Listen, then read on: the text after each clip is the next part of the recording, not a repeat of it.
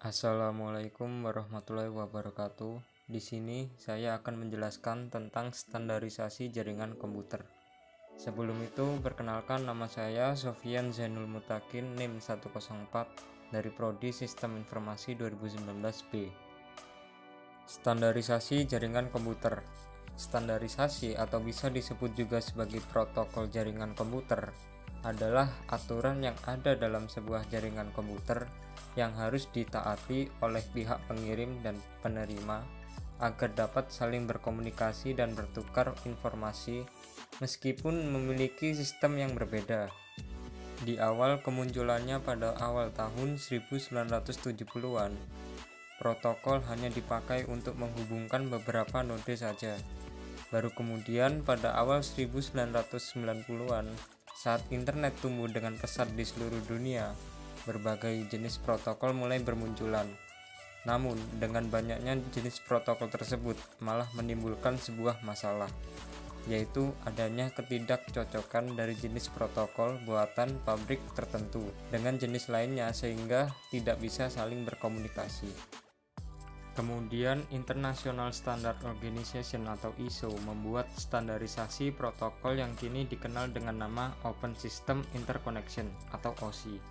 Namun karena model OSI adalah sebagai konsep dasar dan preferensi teori cara bekerja sebuah protokol, TCP/IP pun akhirnya dipakai sebagai standar yang diterima secara umum karena pemakaiannya yang semakin berkembang. Fungsi protokol jaringan komputer secara umum adalah untuk menghubungkan pengirim dan penerima dalam berkomunikasi dan bertukar informasi agar dapat berjalan dengan akurat dan lancar. Pembahasan yang pertama yaitu model OSI. Model Open System Interconnection atau OSI diciptakan oleh International Organization for Standardization atau disebut sebagai ISO di Eropa pada tahun 1977. Diciptakan OSI ini karena alat komunikasi yang diciptakan oleh IBM tidak dapat berkomunikasi dengan vendor lain, sehingga dibentuklah standar OSI. OSI adalah standar komunikasi yang diterapkan di dalam jaringan komputer. Standar itulah yang menyebabkan seluruh alat komunikasi dapat saling berkomunikasi melalui jaringan. Model referensi OSI menggambarkan bagaimana informasi dari suatu software aplikasi di sebuah komputer berpindah melewati sebuah media jaringan ke suatu software aplikasi di komputer lain. Model referensi OSI sendiri secara konseptual terbagi ke dalam 7 lapisan, di mana masing-masing lapisan memiliki fungsi jaringan yang spesifik. ISO menyediakan kerangka logika terstruktur bagaimana proses komunikasi data berinteraksi melalui jaringan. Standar ini dikembangkan untuk industri komputer agar komputer dapat berkomunikasi pada jaringan yang berbeda secara efisien. Ada 7 layer pada model OSI. Setiap layer mendapat tanggung jawab khusus pada proses komunikasi data. Misalnya, satu layer bertanggung jawab untuk membentuk koneksi antar perangkat, sementara layer lainnya bertanggung jawab untuk mengoreksi terjadinya error selama proses transfer data berlangsung. Model layer OSI dibagi menjadi 2 grup, yaitu upper layer dan lower layer. Upper layer berfokus pada aplikasi pengguna dan bagaimana file direpresentasikan di komputer. Untuk network engineer, bagian utama yang menjadi perhatiannya adalah lower layer. Lower layer adalah intisari komunikasi data melalui jaringan aktual. Tujuan utama penggunaan model OSI adalah untuk membantu desainer jaringan memahami fungsi dari tiap-tiap layer yang berhubungan dengan aliran komunikasi data, termasuk jenis-jenis protokol jaringan dan metode transmisi. Terdapat 7 layer pada OSI model. Yang pertama adalah layer fisikal. Layer ini adalah layer paling sederhana jika dibanding dengan layer lainnya. Layer fisikal sangat berkaitan dengan koneksi antar peralatan. Contohnya yaitu koneksi antar repeater, hubungan dan network card. Selain itu, layer pertama OSI juga berhubungan dengan media transmisi jaringan, sinkronisasi bit, kabel, topologi jaringan, arsitektur jaringan, dan metode sinyal. Yang kedua adalah layer data link. Layer ini berfungsi untuk mengkoreksi kesalahan perangkat keras dan flow control terjadi di sini. Layer ini pun membuat transfer data akan lebih nyata dan akan bertanggung jawab pada paket akhir data binary. Data binary berasal dari layer yang lebih tinggi dari layer kedua yang nantinya akan dikirim ke layer pertama. Yang ketiga adalah network layer. Layer ketiga berfungsi untuk menyediakan routing agar paket data dapat dikirim dari network lokal ke luar. Selain itu, berfungsi juga dalam pendefinisian alamat protokol dan mendeteksi error. Yang keempat adalah transport layer.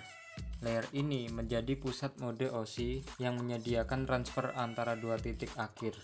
Layer ini juga mengendalikan aliran dan membuat tanda jika paket data telah diterima. Selain itu, layer ini bertanggung jawab dalam pemeriksaan error yang biasa terjadi pada koneksi.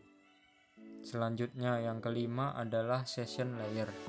Layer ini berfungsi dalam pendefinisian koneksi yang dapat dibuat, dipelihara, ataupun dihancurkan.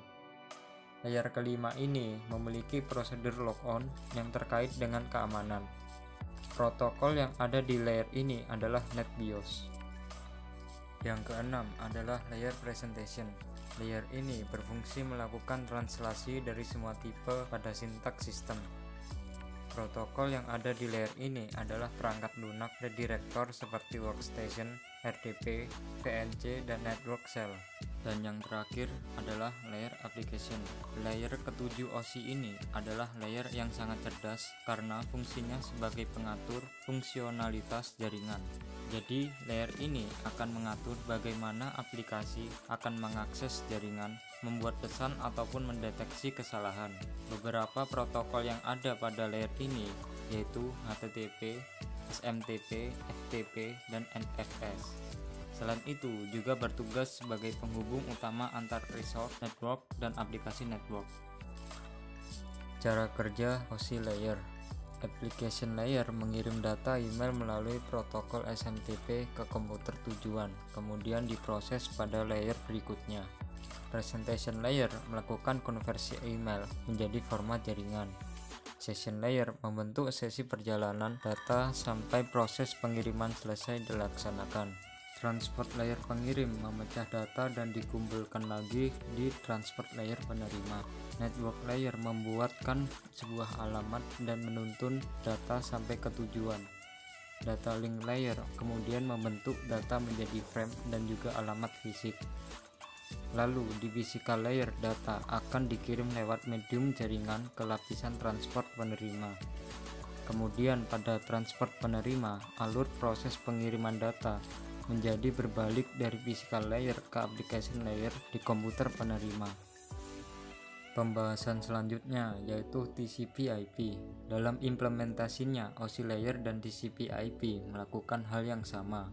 Perbedaannya pada TCP/IP memiliki layer yang lebih sedikit dan melakukan beberapa tugas lebih banyak. TCP/IP, singkatan dari Transmission Control Protocol atau Internet Protocol, adalah standar komunikasi data yang digunakan oleh komunitas internet dalam proses tukar-menukar data dari satu komputer ke komputer lain di dalam jaringan internet. Protokol ini tidaklah dapat berdiri sendiri karena memang protokol ini berupa kumpulan protokol.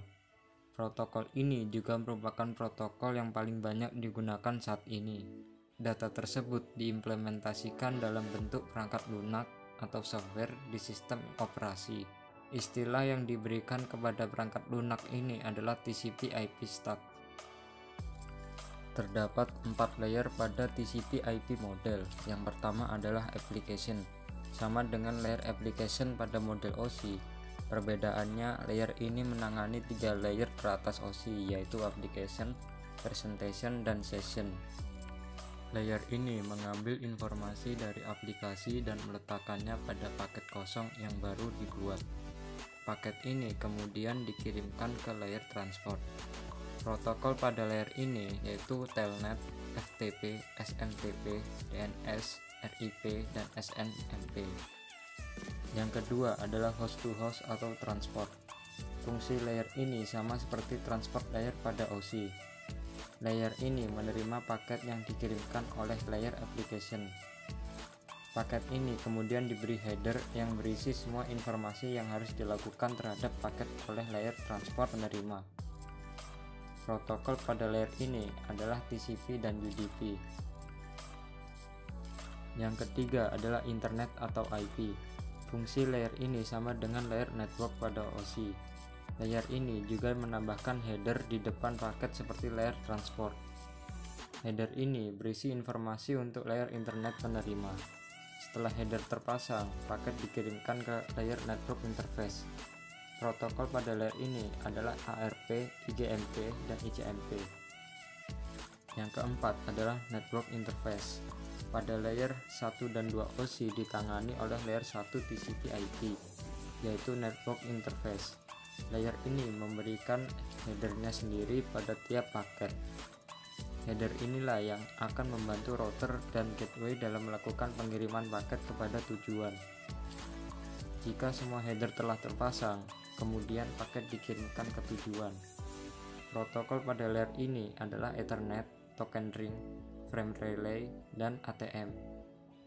Pada dasarnya, kedua model memiliki prinsip kerja yang sama. Manapun yang digunakan dalam jaringan Anda tentu memiliki kelebihan dan kekurangannya masing-masing. Cara kerja TCP/IP. Datagram dibagi-bagi ke dalam bagian-bagian kecil yang sesuai dengan ukuran bandwidth atau lebar frekuensi, di mana data tersebut akan dikirimkan. Pada lapisan TCP, data tersebut lalu dibungkus dengan informasi header yang dibutuhkan. Misalnya seperti cara mengarahkan data tersebut ke tujuannya, cara merangkai kembali ke bagian-bagian data tersebut jika sudah sampai pada tujuannya, dan sebagainya.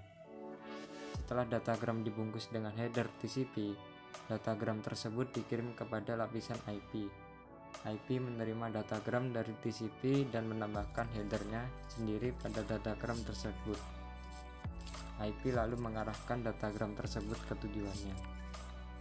Cukup sekian penjelasan dari saya.